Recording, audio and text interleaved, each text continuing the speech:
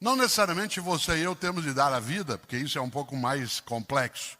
Mas naquilo que você e eu fazemos, pelo menos a gente tem que, usando uma expressão nossa, dar o sangue. Isto é, sermos capazes de fazer o nosso melhor na condição que a gente tem.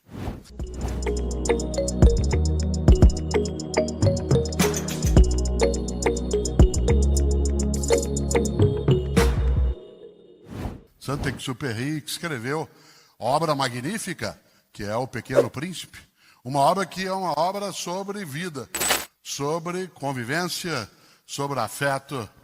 Ali ele coloca ideias, percepções que são mais do que aquilo que eleva. Saint-Exupéry, que foi capaz, como alguém que combateu durante a Segunda Guerra Mundial, ele francês era aviador.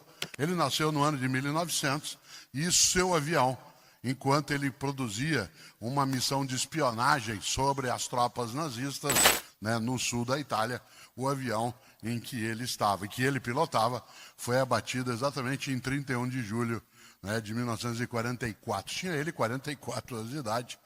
E eu não posso esquecer o quanto que Saint-Exupéry nos inspira a várias coisas. Ele escreveu várias obras, a mais conhecida, como sabe, porque você provavelmente já viu, é O Pequeno Príncipe, mas ele tem livros sobre aviação, tem livros sobre a paz.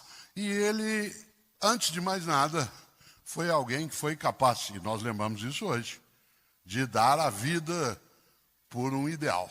Essa ideia de dar o sangue, colocar-se por inteira ou por inteiro naquilo que vai fazer, ser capaz de não escapar do que nos conseguiria elevar no lugar de buscar aquilo que é medíocre, aquilo que é pequeno, aquilo que nos reduz dentro da nossa condição.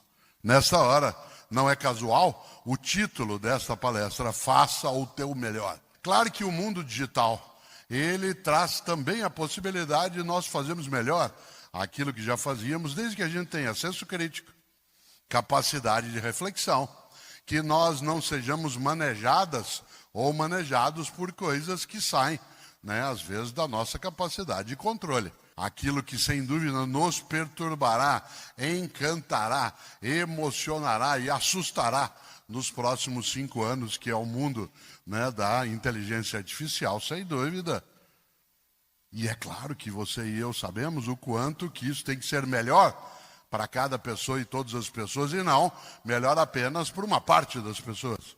E não apenas para que haja, por exemplo, a presença do poder que domina, em vez de ser o poder que serve, do poder que manieta, que aprisiona, no lugar de ser o poder que consegue libertar corações e mentes, para usar um termo mais antigo.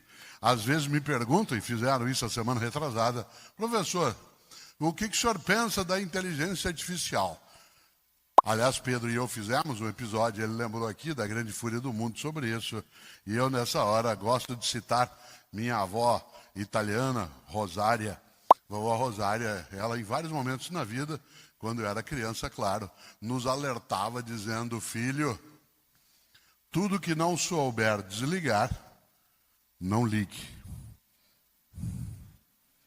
Tudo que não souber desligar, não ligue. Porque, claro, que o risco é forte. E nós temos de pensar, de fato, o que é que nós queremos ligar nas nossas coisas, no nosso caminho, no uso da tecnologia, e, ao mesmo tempo, sem afastar nossa capacidade de controle, de percepção, de consciência, de maneira que a gente, concretamente, seja capaz de fazer o nosso melhor, na condição que a gente tem. E é interessante essa ideia, porque a mediocridade, ela é exatamente a recusa a dar um passo além do óbvio. A mediocridade é quando você e eu nos resignamos a ficar naquilo que dá o gasto, dá conta. Eu nasci na cidade de Londrina, no norte do Paraná, embora viva em São Paulo há 55 anos, na capital paulista. E uma das coisas boas, e isso sempre eu lembro, foi da formação que tive de meus pais.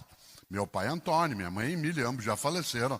E ambos foram capazes de nos formar com a necessidade de nós termos algo decisivo, que eu falarei um pouco aqui hoje e que você, vez ou outra, vê nas redes sociais eu fazendo menção, que é capricho.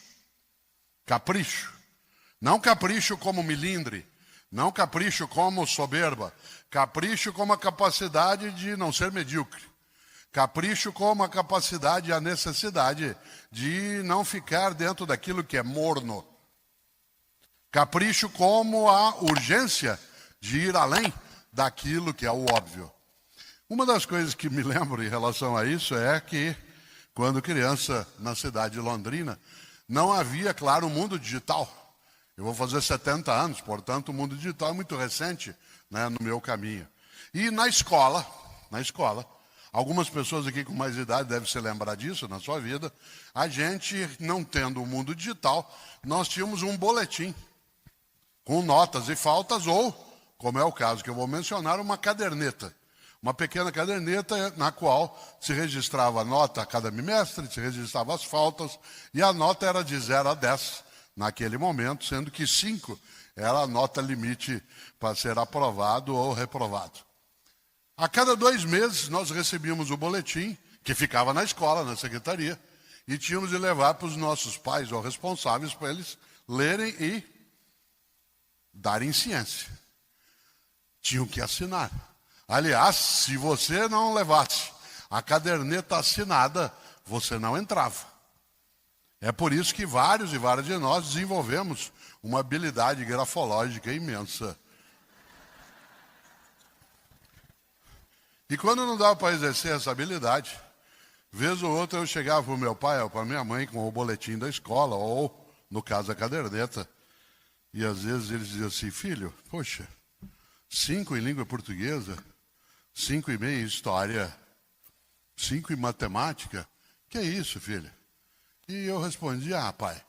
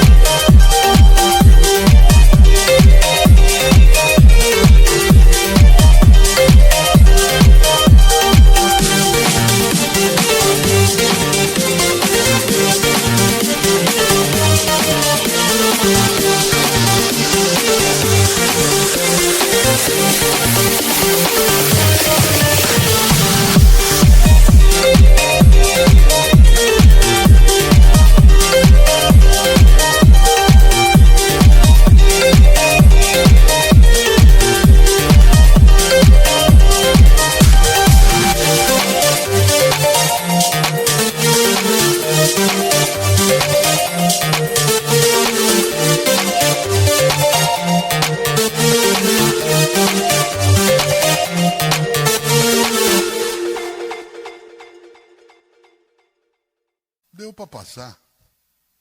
Medíocre.